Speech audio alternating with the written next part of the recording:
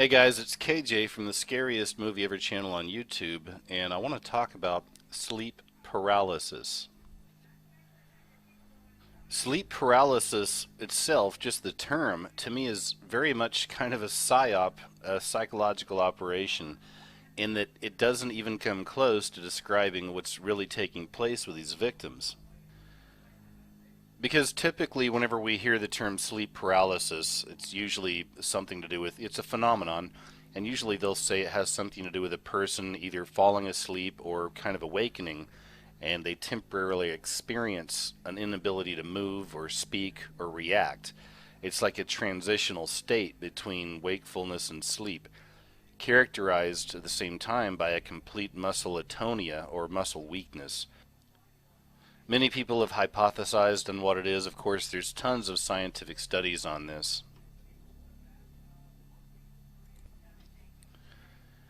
In fact, one hypothesis is that it's all just a result from disrupted REM sleep, rapid eye movement sleep, which normally induces complete muscle atonia to prevent sleepers from acting out their dreams. Its sleep paralysis has been linked to disorders such as narcolepsy, migraines, anxiety disorders, and obstructive sleep apnea.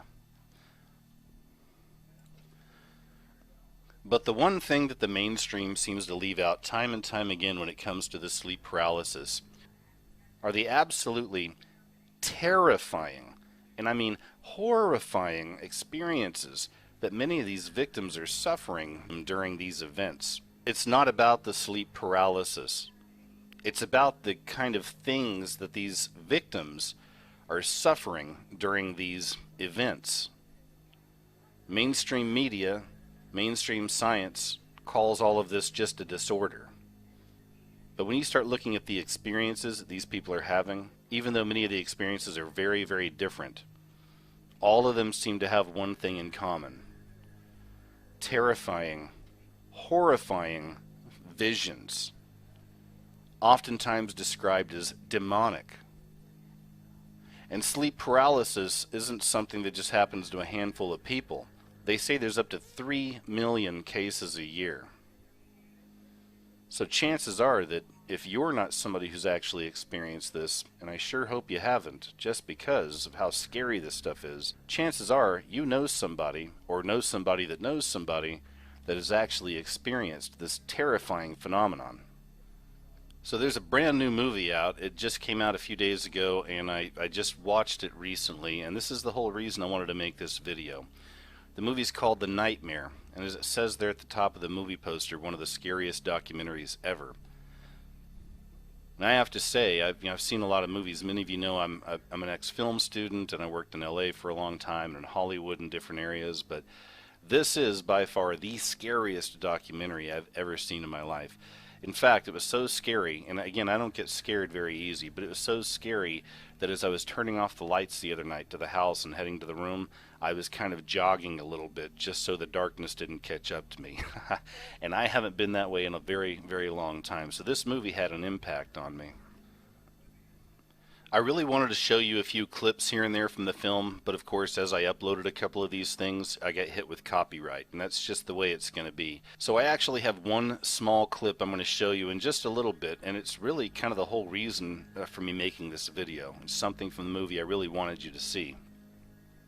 But before I get there, I have to say this whole sleep paralysis thing, man, absolutely fascinating stuff. Also, again, very scary, very terrifying. And if you're dealing with these kind of things right now, my heart goes out to you. And hopefully after this video, you'll find a way that maybe you can deal with these things. From what I knew about sleep paralysis and all the things I'd heard, I always knew that this was something spiritual. Now, I have a good friend, and she's experienced these things for years. And I remember her even telling me some of these stories in the past. And what was really weird is, there's only so much you can do for somebody when you haven't experienced this. You can care for them, you can pray for them, but that's about it. And you can listen. But then I saw this movie, The Nightmare, and what really tripped me out is it's basically all these different people's accounts of what they're experiencing. And many of these people's stories lined up perfectly with what my friend had been telling me for a long time, the same kinds of things. And what I learned from that, and what I learned from this film is people are having different experiences, but they're experiencing the same kind of entities.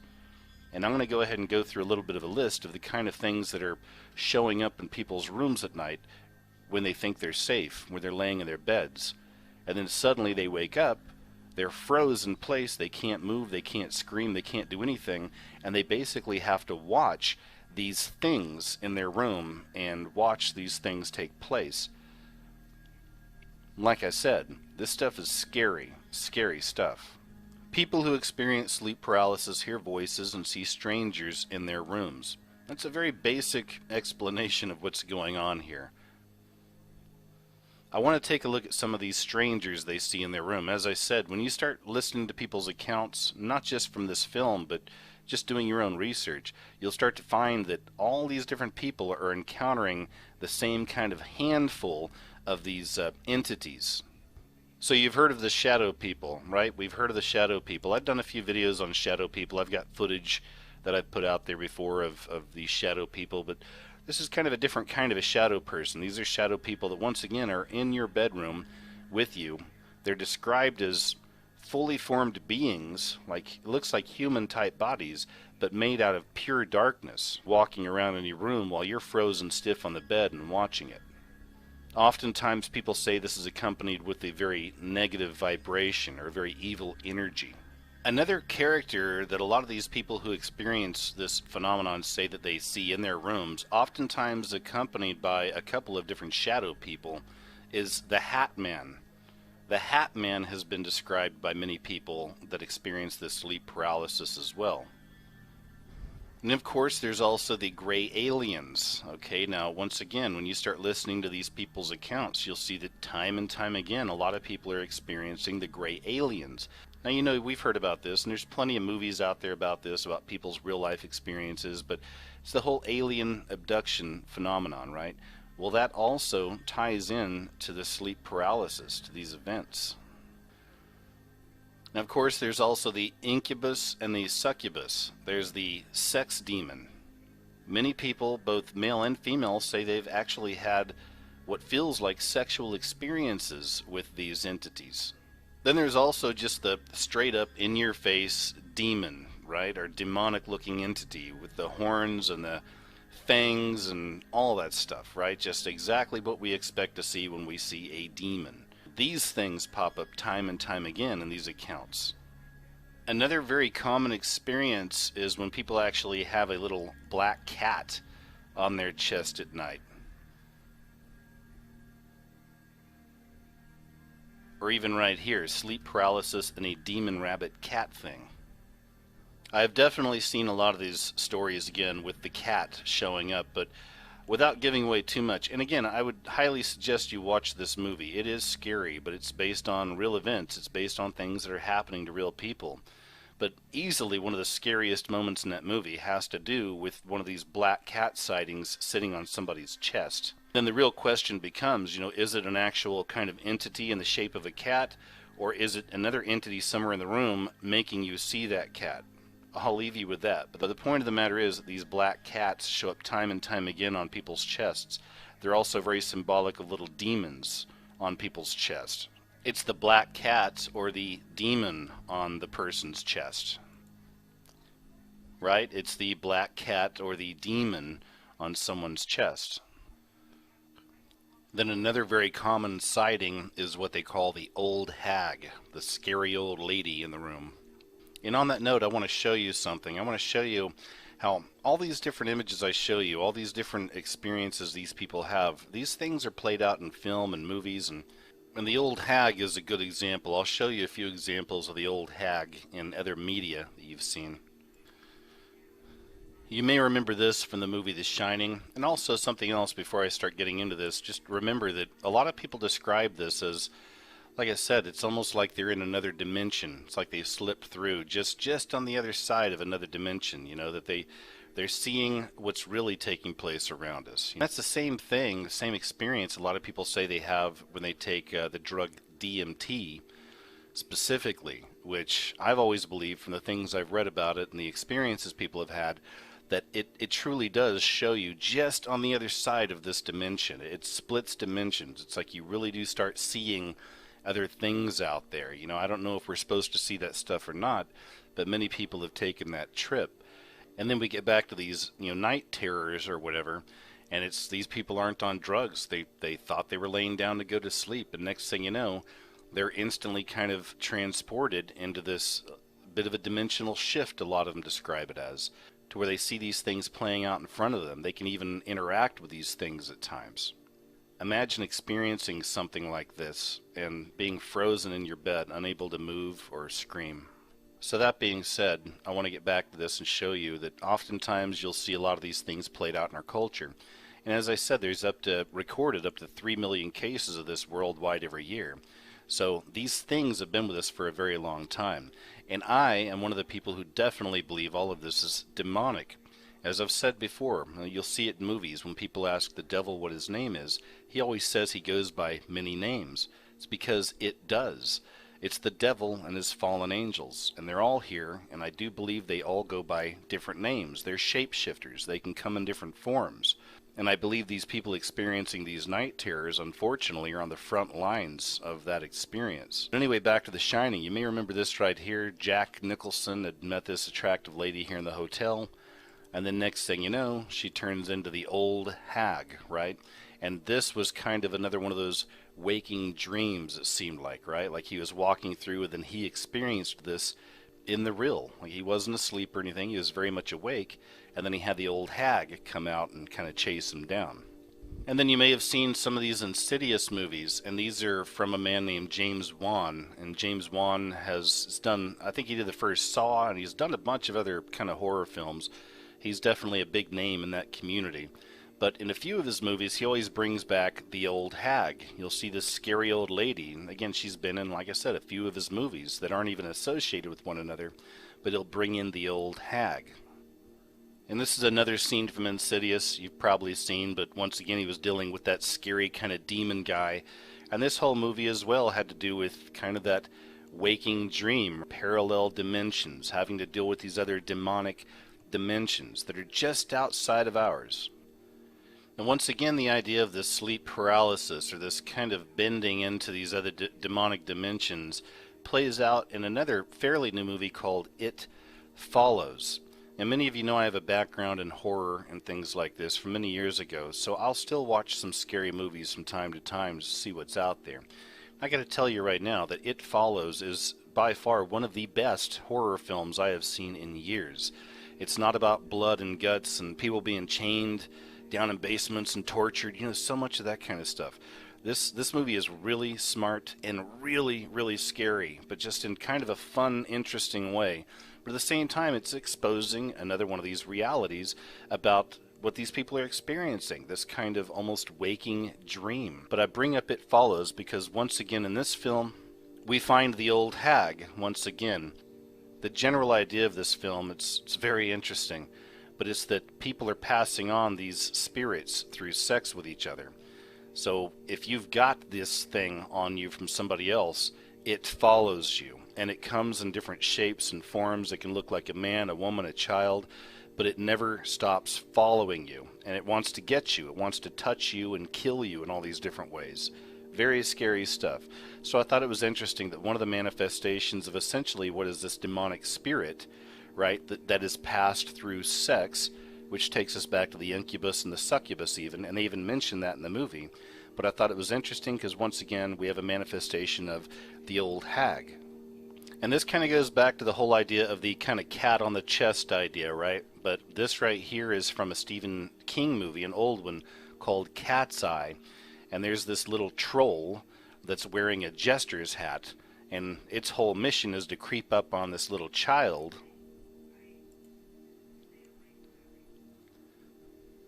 and steal his soul while he sleeps. And the jester hat, again, once again, that takes us back to the clown.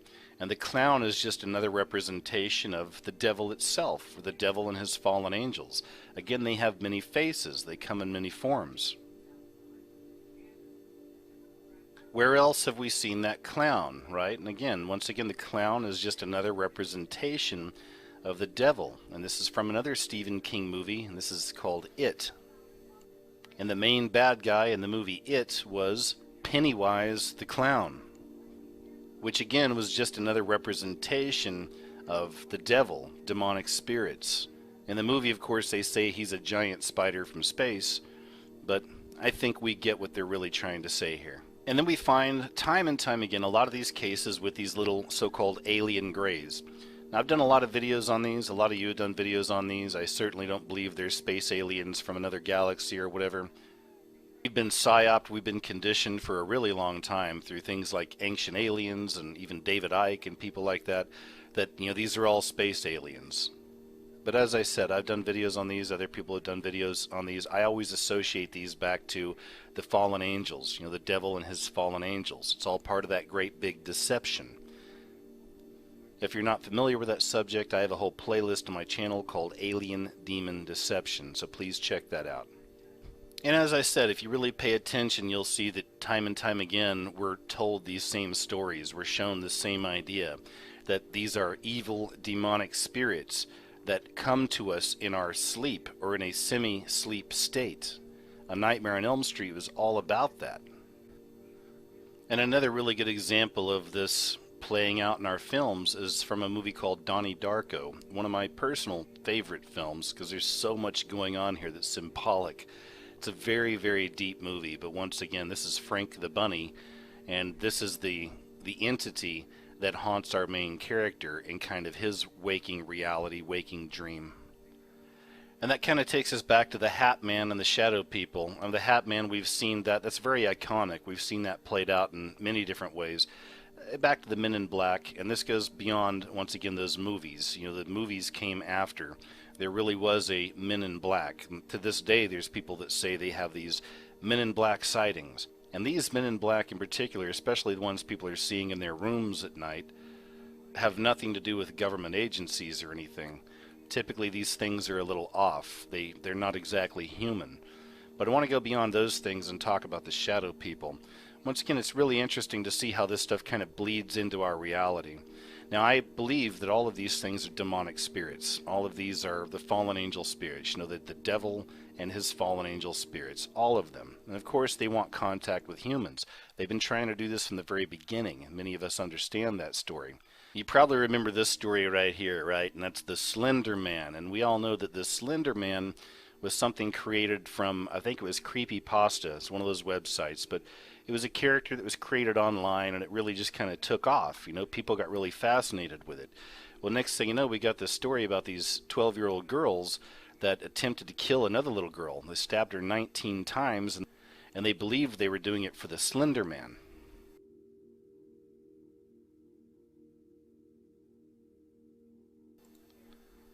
So here we have these two little girls who are so convinced that this thing exists, they're willing to kill another human being so that they can actually meet it. That is demonic. That is demonically inspired. I know people want to debate and argue and say, yeah, but it was just a created character. These kids are nuts. Nah. No. They invited this thing in. This Slender Man is nothing more than another shadow person or another gray alien or another incubus or a succubus. It's just another form of one of those entities. And these young ladies believed in it and gave it so much power they were willing to kill for it. And that brings me to the Charlie Charlie challenge. You've probably heard about this. This is another one of those big internet challenges that mainly a lot of children are getting involved with. And it's trying to call up this demon, right? They perform this little ritual and they're trying to call up this demon. And again, the mainstream, most people say, oh, it's just, it's dumb. Kids are just having some fun. You can see this right here. This is from the Young Turks. I don't know if you're subbed to the Young Turks or if you watch these people. Please don't. It's such garbage. These people they're just another part of that whole, they're part of the left side of that false left-right paradigm. Everything you get is going to be filtered through a so-called, quote, liberal lens. Okay, you're not going to get a lot of truth from the Young Turks. But even right here, they're mocking the whole Charlie Charlie story. Oh, okay, whatever, right? Superstition, huh? What's that kind of blind thinking that's allowing these kind of entities into people's lives? Remember, all of these things, it's the fallen angel spirits, it's the devil and the fallen angels, you can call them the demonic interdimensionals, whatever names you want to put on these things. But this is what this is. These things want contact with you. They want contact with us human beings. They want in. They want us to let them in. So now you've literally got this little game. It's almost like a Ouija board, and we know those aren't good for us either, right? So now you have this game where you literally have children inviting these things in. And if you think, oh, no, no, kids are smarter than that. They don't fall for stuff like this. Oh, really? Really? Do you remember this one? It's that Kardashian challenge where kids wanted to have big full lips like one of the Kardashian kids. So they put their lips inside these bottles, and look what happened. A lot of these kids had to go to the hospital. So once again, it's no knock on the kids, but you can't tell me that kids are too smart. They're not going to get involved in this Charlie and, you know, things like that. No, no, the kids are smart. You know, they don't follow trends like that. I'm telling you, it's very, very dangerous. Once again, back to the Charlie. That is a very, very dangerous trend. These things want in. They want contact. So in conclusion here, as I said, I wanted to show you some clips from the movie, but I can't. And also, I would just highly recommend you watch this anyway. You can find it online.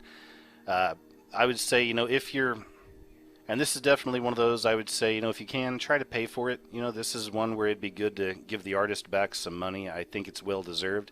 Because this movie is going to help out a lot of people, I believe, in a way that many people aren't expecting.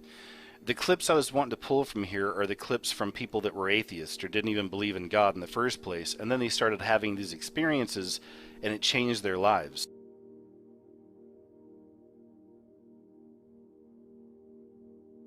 Said something, I just said, I remember this guy, his name is Jesus, and I'm going to use his name right now. And I'm going to say, just in Jesus' name, you know, you get out, or said something to that effect.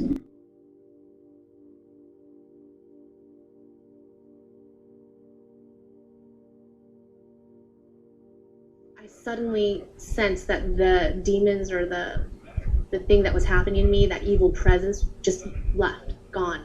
It was like a feeling of victory. Some lady a long time ago told me I should marry a Christian man, and I just laughed in her face. Anyways, I learned very late in my life that the name of Jesus has power. And that's what I wanted to show you guys, and that seems to come up time and time again, and I just think that it really shows clearly that that's what these things are. Regardless of what form they show up, these are just more demonic interdimensionals, or the fallen angels, or the devil and his crew, whatever you want to call it, but that's what this stuff is, and it's wanting to come in. It wants into you. That's how you battle these things. The name of Jesus has power.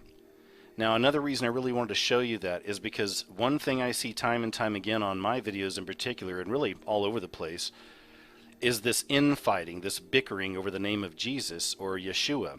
And I've been lectured to on so many of my videos. You know, it's like, oh, dear, sweet, dumb KJ. You see, the J wasn't even invented until, and it's like, dude, I get it, all right? I understand all this. But do you really think that God and Jesus really care about that?